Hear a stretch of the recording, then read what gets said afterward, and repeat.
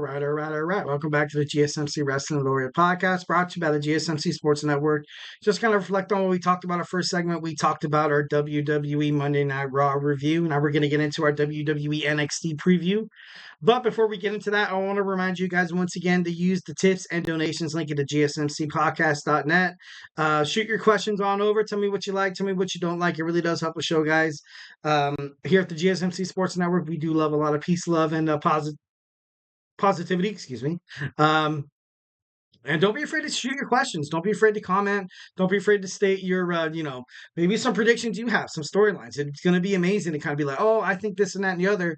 But then I might have someone in the chat, of course, like my boy, Little Fettuccine 68, definitely, backing me up here, with his thoughts and stuff like that. And I love that. I absolutely love that. Honestly, if I didn't have a show to do, I'd be like, let's just chat for an hour. We have an hour to talk about wrestling.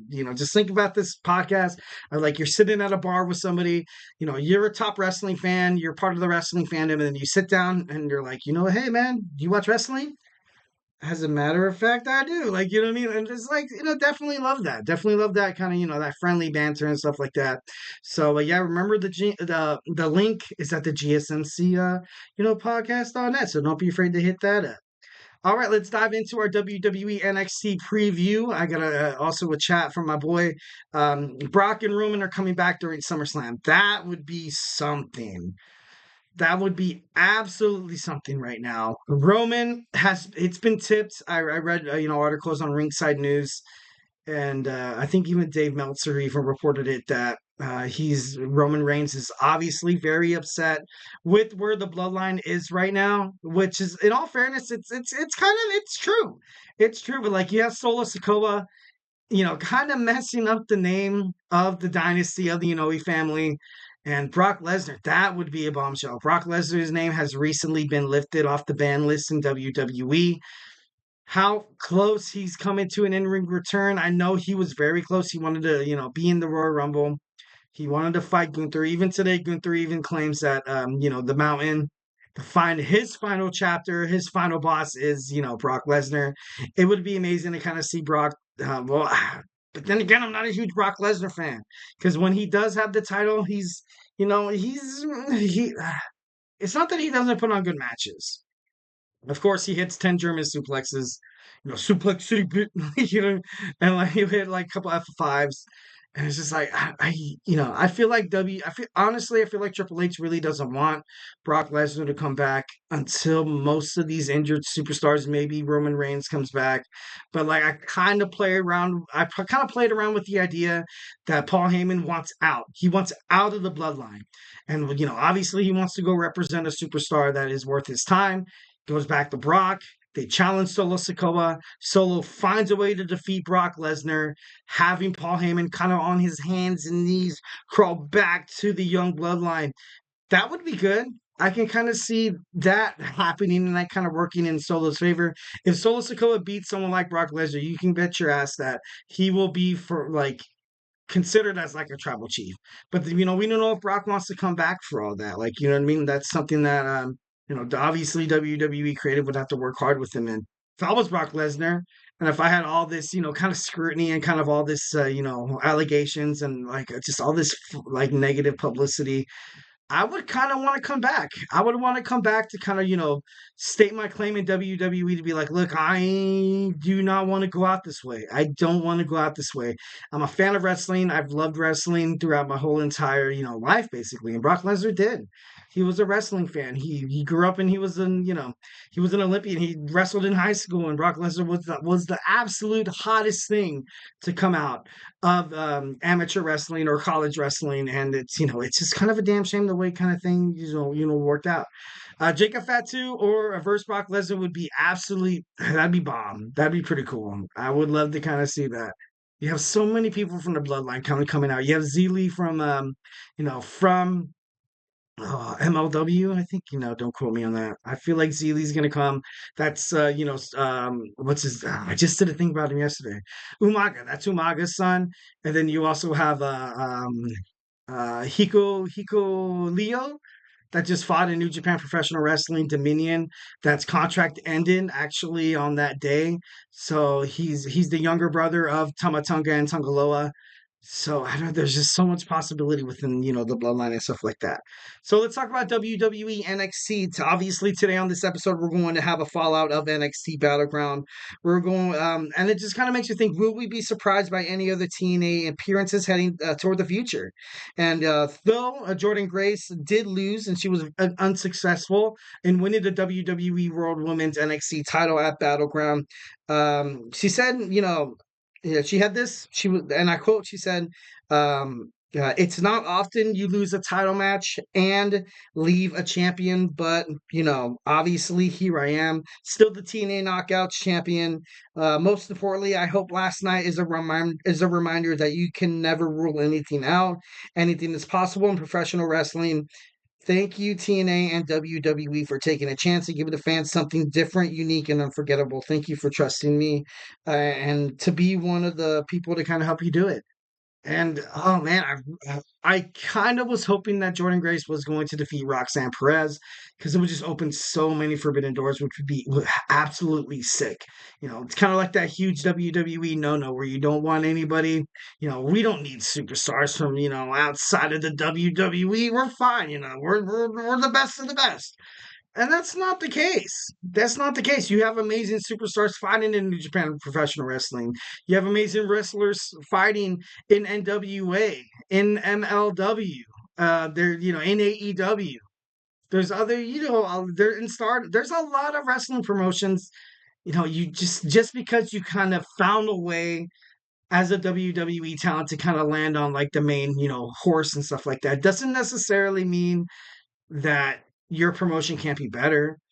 It's kind of like one of those things where like, you go into a job or, you experience something and then you use your skills to the best that you can to your capabilities. And you're like, oh, I don't need to learn anything new. That's wrong. That's wrong. If you go about any situation like that, that's kind of ignorant. And well, obviously that's my opinion. I feel like, going into anything, I feel like every day is a different chance, is an amazing chance to learn something different. So that obviously that's my opinion. Um, so like I said, Jordan Grace said, "Don't rule anything out." I liked how she kind of get that there, leaving the door a little open toward WWE. I want to see her come back. I want to see Jordan Grace come back to the WWE. I know she has a year or more left on her TNA contract, and she is a hell of a TNA Knockouts champion. So, obviously a lot of stuff happened on WWE NXT Battleground. I went over it on the last episode, so make sure you check out that segment on YouTube. And and she said, and like it's the way she says it, it's just so humble. Just so humble. A lot of people could be pissed, much like a lot of fans. Even some of the wrestlers in the back were kind of upset that Jordan Grace did lose that match. Believe it or not, it was reported. It's very common. It's very common in the wrestling world for wrestlers to kind of switch promotions. Obviously, you have for them to find a new audience. Relations with the promotion that they're at obviously might be a little uneasy. Um, Lack of opportunity. Obviously, you kind of see Ricochet, when it comes to that. That's probably why he's leaving. And of course, the money. Of course, the money. You want to go out there. You want to, you kind of want to cement your name within the wrestling legacy. Obviously, a lot of people, we do things in this world, obviously, because we're passionate about it. Obviously, because, it fills our 9 to 5 kind of sense of duty, so to speak, psychologically. But we also do it for the money. We have people that we support. We have husbands, wives, kids. Some people support their grandparents. That's totally cool. Absolutely, 110%. And, money, a lot of people, but I don't want to get into this. That's just, let's stick to wrestling. But wrestlers, they do stuff for the money, not because they're, kind of like jerks and stuff like that. Like if Becky Lynch probably accepted a contract, one of the biggest contracts in AEW history with Tony Khan, I bet you a lot of WWE fans would be like, wow, wow, wow. You turned your back on the WWE universe just for some cash?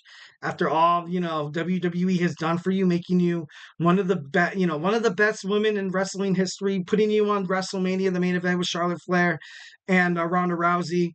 And, obviously there's going to be a lot of turmoil. There's going to be a lot of lashback. There's going to be a lot of negative publicity. But sometimes you got to go. You have to go out there and you have to kind of do what you got to do. You're an athlete. When you're an athlete, you're betting on yourself, one, and two, you're kind of betting on your physical capabilities. That's the reason why some of these NFL players don't show up to OTAs. That's the reason why they hold out for their contracts, is because injury can happen at an instantaneous moment. So sometimes you kind of need to know that you're going to be financially stable, even when the rough goes rough. Obviously, you have promotions. Obviously, you have, NFL teams or organizations that's going to love you and they're going to pay you and they're going to love you when you're at your best. But sometimes for a successful client, manager, client, consumer, client, employer kind of relationship, you kind of need to go through some hard times as well. And most of the time, if you're a part of a sports entertainment conglomerate like the WWE, you need to ensure yourself that you're going to be financially stable, especially if you're, going to get injured. You're in the ring constantly. You're going to get injured. You're doing stunts off the top rope. You're there to be like, hey, why don't you jump off the top rope more? Oh, you know what? I don't really, don't want to get injured. And you guys would release me. And then, I'm basically effed. You got to look out for yourself. You got to look out for yourself, and obviously that's definitely something that why wrestlers like to kind of bounce from promotions to promotions. So WWE NXT, we have Javon Evans that's going to fight against Shawn Spears. They fought in the back of last WWE NXT, so that match is going to be pretty entertaining. You have Shawn Spears getting in ahead of Josh Briggs, Javon Evans. Highly young. That guy is going to do wonders. I definitely see him as maybe possibly like a North American champion heading forward. And then next we have Michin against Jaida Parker. Like I said before, this ladder match was kind of just like, obviously Kalani Jordan won. Happy for her. Congratulations. But the women that were included in the match are ultimately going to be probably her next opponents. You're going to have these girls battle it out for a chance to fight Kalani Jordan for the NXT North American Women's Championship. Next, we have a Singapore and Kane match. We have Dante Chen, who's been very, very impressive. Very young, very, very impressive. Obviously he was a trainer, WWE personnel, kind of like if you saw MJF and, LA Knight, who were all probably in the same kind of boat as Dante Chen. But Dante Chen, stuck with the rankings. He stuck with WWE. They gave him a shot. They gave him a developmental contract, obviously wrestling with WWE NXT. So Dante Chen is going to fight Lexus King, and he has 2 wins over him. Let's see if he can make it 3-0. Next, we have Wendy Chu returns. Cody Rhodes also appears. It's going to be interesting to kind of see what the American Nightmare brings to the WWE NXT roster. If some of these kids from NXT wants to step it up and challenge Cody Rhodes, but a lot of people probably think it's going to be Ethan Page. That's they kind of had a relationship when they were in AEW. So, something could happen with that. Would be kind of cool to kind of see Cody Rhodes kind of push Trick Williams to the limit in like a non-title match. But that's just, obviously my fandom going kind of wild here. And lastly, we have the New Cats Republic teaming with Wesley against the Gallus. So it's going to be one hell of an NXT. It's happening right now on the USA Network. Can't wait to watch it. I got it taped. Swear to you guys, I have not watched a single shred of TikTok, Facebook, Twitter, X, Instagram, or whatever. Do not know what happened. So, yeah, pretty awesome. So, guys, do not go anywhere. We're going to jump into our third segment. I'm going to get into why it was necessary for Cody Rhodes to win 2 Royal Rumbles to finish the story. So, hey, do not go anywhere.